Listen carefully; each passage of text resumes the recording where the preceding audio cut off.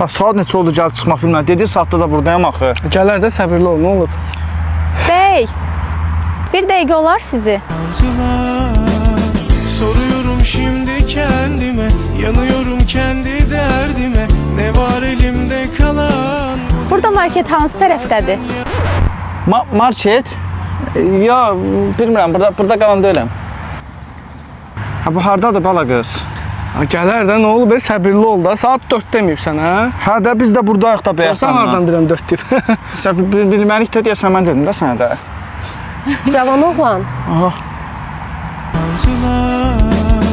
Soruyorum şimdi kendime, yanıyorum kendi derdime. Ne var Burada metro hardadır?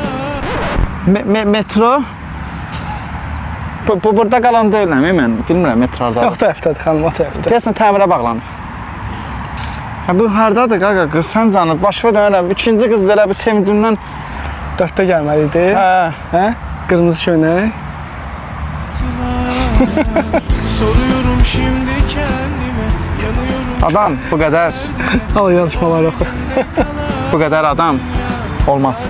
Gələr, yaxşı, gələr. Gəl, satxay lazım, gəl. Hə, incimə də dayı. kendi halime.